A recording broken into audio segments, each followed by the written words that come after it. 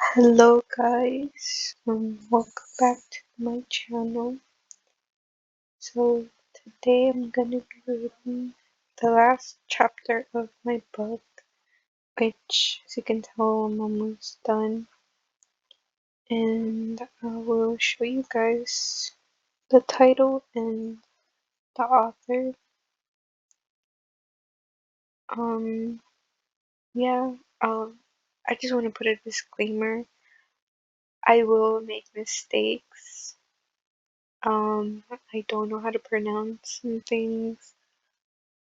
But again, I'm just reading this for myself, and sometimes I do use a audiobook if I'm having trouble, like um not understanding, but like getting through the book, which that's why I'm making this because I love hearing people read. So yeah, but I know I'm not the best. I'll go ahead and start now. Sunday. Goodbye world. Morning arrived.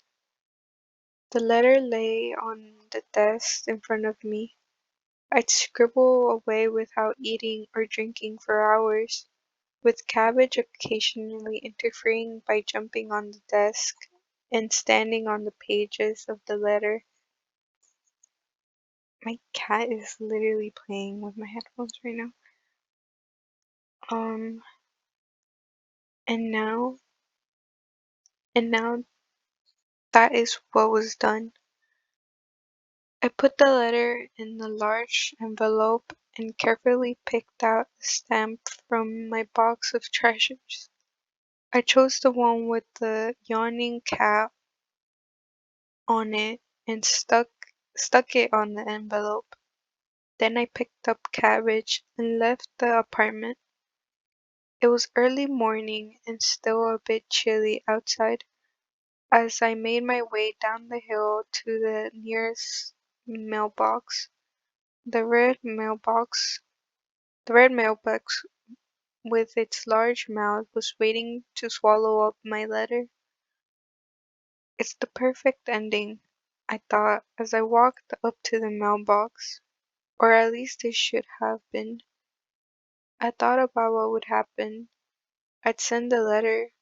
It would take a few days for my father to receive it. He'd open up he'd he'd op- he'd open it up and read it. Then my father would finally get to know all the things that I was thinking and feeling for all these years, but something just didn't feel quite right. I stood there staring and gaping mouth, staring at the gaping mouth of the mailbox and started to have second thoughts.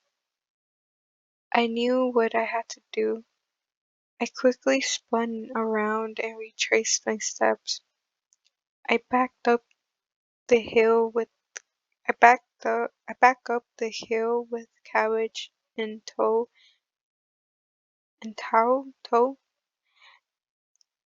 and back to the apartment. Out of breath from the exertion, I opened the closet and pulled out some pieces of clothing, a white shirt, a striped tie, and a charcoal gray jacket and trousers. It was my postman's uniform. I put it on and looked at myself in the mirror. The figure staring back at me looked a lot like my father. I realized over time I had I had come to look just like him. My face, my posture, my gestures, all the things I had hated for so long, yet I couldn't deny were now a part of me. Were now a part of me. I was his spitting image. My father who sat for hours hunched over his desk, repairing clocks and watches. The same father who squeezed my hand tight in the movie theater, who bought me stamps, who held Cabbage and smiled down at him when he was just a kitten, and who ran through the hot springs town with me, looking for a vacant room where we could spend the night. The same father who arrived late at Mom's funeral and sat alone in the corner crying, trying to hide his tears. On the day I moved out of my parents' house, I had left my little treasure box on the floor in the middle of the empty bedroom. I remember that day my father had stretched his hand out to me as I was about to leave. All I had to do was take his hand in mine. I should have taken it as he did with mine in the movie theater when I was a child. Dad, all these years I've wanted to see you, to say I'm sorry, to thank you, and goodbye. I felt tears beginning to run down my face. I wiped them on my sleeve of my uniform, placed the letter in my bag, picked up Cabbage, then ran out the apartment again. I clattered down the stairs and mounted my bicycle. I loaded Cabbage in the front basket and sped down the hill. The pedals felt heavy, and the old bicycle squeaked from all the effort. Tears and sweat streaked my face as I paddled as fast and as hard as I could. The wind began to blow and the sky cleared, and suddenly I got the feeling that spring was on its way. The warm rays of the sun enveloped me as I reached the top of the hill.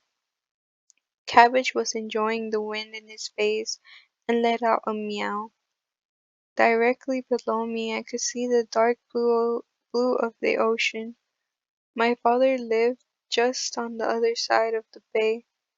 I often looked down on his town from the top of the hill.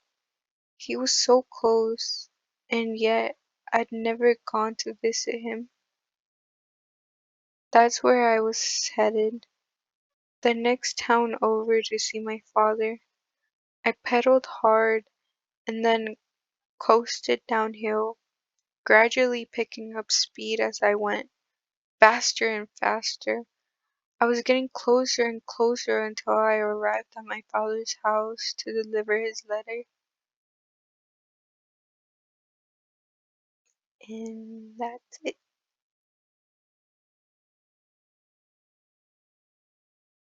He delivered the letter,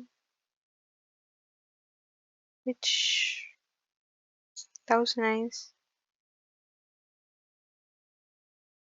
I really liked the book. The ending is a bit surprising to me though. I thought it was gonna be more, but um the chapter before that was a lot, which explained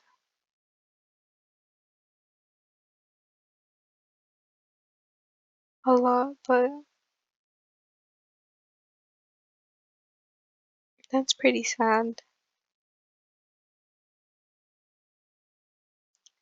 Anyways, I know this was short, but thank you so much for watching and hearing me read.